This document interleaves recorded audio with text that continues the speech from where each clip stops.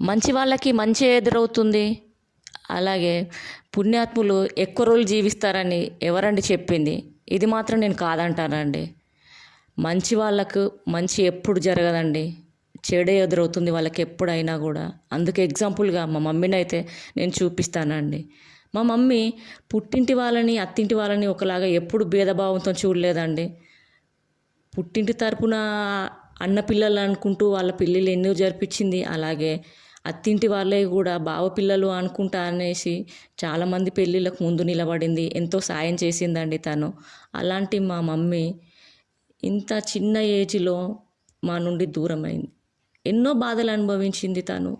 నిజంగా ఊర్లో కూడా చాలామంది ఆడపిల్లల పెళ్ళిళ్ళు జరిపించింది.